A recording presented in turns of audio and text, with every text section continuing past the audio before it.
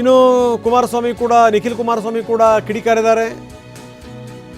ನಮಗೂ ಪೋಸ್ಟರ್ ಹಾಕೋದು ಗೊತ್ತು ಅಂದಿದ್ದಾರೆ ನಿಖಿಲ್ ಕುಮಾರಸ್ವಾಮಿ.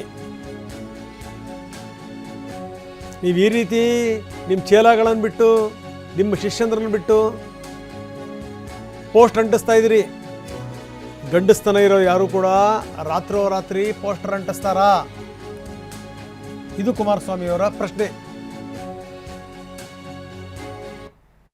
ನೋಡ್ರಿ, ನೇರವಾಗಿ ಹೇಳ್ತೀನಿ, ಗಂಡಸ್ತನ ಇರ್ತಕ್ಕಂಥವ್ರು ರಾತ್ರೋರಾತ್ರಿ ಪುಂಡುಪೋಖ್ರಿಗಳು, ಇವ್ರ ಚೇಲಾಗಳು, ಇವ್ರ ಶಿಷ್ಯಂದ್ರನ್ನ ಬಿಟ್ಕೊಂಡು ತಲೆ ಮೇಲೆ ಟವಲ್ ಹಾಕ್ಕೊಂಡು ಹೋಗಿ ಪೋಸ್ಟ್ ಅಂಟಿಸೋ ಕಾರ್ಯಕ್ರಮ ನಮ್ಮ ಕಾರ್ಯಕರ್ತರು ಮಾಡ್ತಾರೆ. ನಾಳೆ ನಾನು ಬೇಕಾದ್ರೆ ಪ್ರಾರಂಭ ಮಾಡ್ತೀನಿ.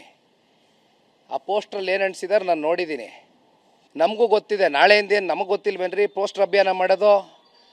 ಶುರು ಮಾಡಲಾ? ನಾಳೆ ನಾನು ಶುರು ಮಾಡ್ತೀನಿ ನೋಡಿ. ನಾಳೆಯಿಂದ ಅವ್ರದ್ದೇನೇನು ಕತೆಗಳಿದೆ, ಅವ್ರದ್ದೇನೇನು ವ್ಯವಹಾರಗಳು, ಅವ್ರೇನು ಬದನೆಕಾಯಿ ಬೆಳೆದು ಆಸ್ತಿ ಸಂಪಾದನೆ ಮಾಡಿದಾರೇನ್ರಿ? ಅಲ್ಲಿ ಗ್ರೌಂಡಲ್ಲಿ ಹೆಣ್ಮಕ್ಳಿಗೆ ಹೋಗಿ ಮಾತಾಡ್ಸಿದ್ರೆ ಕನ್ಫ್ಯೂಷನ್ ಕ್ರಿಯೇಟ್ ಮಾಡಿದ್ಯಾರು? ಈ ಥರ ಕನ್ಫ್ಯೂಷನ್ಗಳಾಗಬಾರ್ದು ಅಂತ ಇವರು ವಿಧಾನಸೌಧಕ್ಕೆ ಒಳಗಡೆ ಕರೆದು 4 ಗೋಡೆ AC ರೂಮಲ್ಲಿ ಕೂತ್ಕೊಂಡು ಕಾಫಿ ಕುಡ್ಕೊಂಡು ಮಾತಾಡಿ ಸೆಟಲ್ಮೆಂಟ್ ಮಾಡ್ತಕ್ಕಂಥದ್ದು ಬೇಡ. ಇಲ್ಲಿ ಆಗಿರ್ತಕ್ಕಂಥದ್ದು ಬಾಧಿತ ಪ್ರದೇಶಗಳೇನಿದೆ ಅಲ್ಲಿ ರೈತರು ಸಂಕಷ್ಟದಲ್ಲವರೆ ಯಾವನೂ ಇಲ್ಲಿವರೆಗೂ ಬಂದಿಲ್ಲ. ಯಾರು ರೈತರು ಒಪ್ಪಿಗೆ ತಗೊಂಡಿಲ್ಲ, ಯಾವ ಅಧಿಕಾರಿಗಳು ಬಂದಿಲ್ಲ, ಯಾವ ಜನಪ್ರತಿನಿಧಿಗಳು ಬಂದಿಲ್ಲ. ಬಂದು ಅವ್ರು ಕನ್ಸೆಂಟ್ ಪಡೆಯುವಂಥ ಕೆಲಸ ಆಗಲಿ ಅಂತಕ್ಕಂಥದ್ದಕ್ಕೆ ಆಹ್ವಾನ ಕೊಟ್ಟಿದ್ದೀವಿ. ಇನ್ನೊಂದು ಮಾತು, ಸಂಘರ್ಷಕ್ಕೆ ಯಾಕೆ ರೆಡಿ ಮಾಡಿಕೊಡ್ತೀರಿ? ಕುಮಾರಸ್ವಾಮಿ ಅವರು ಒಂದು 5 ಜನ ತಂಡ ಕರ್ಕೊಬನ್ನಿ ಅಂತಾರಲ್ಲ, ನಮ್ಗೆ ಯಾವುದು ತಂಡ ಇಲ್ಲ ಸ್ವಾಮಿ. ತಂಡ ಇರ್ತಕ್ಕಂಥದ್ದು ನಿಮಗಿರ್ತಕ್ಕಂಥವ್ರು. ಪಾಪ ನಿಮ್ಮನ್ನು ಇಂಪ್ರೆಸ್ ಮಾಡಿ ಸಚಿವ ಸ್ಥಾನ ಗಿಟ್ಸ್ಕೋಬೇಕಾಗಿರೋರು ನಿಮ್ಮಿಂದ ಇರ್ತಕ್ಕಂಥವ್ರು.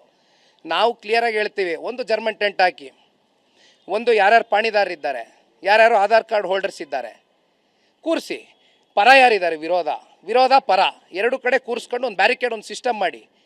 ನಮ್ಮ ಕಾರ್ಯಕರ್ತರು ಬರಲ್ಲ, ಅವ್ರ ಕಾರ್ಯಕರ್ತರು ಅವ್ರ ಚೇಲಗಳು ಬೇಕಾದ್ರೆ ಕರ್ಕೊಂಡು ಕೂರಿಸ್ಕೊಳ್ಳಿ, ಅವರು ನಮ್ಮದೇನು ಅಭ್ಯಂತರ ಇಲ್ಲ.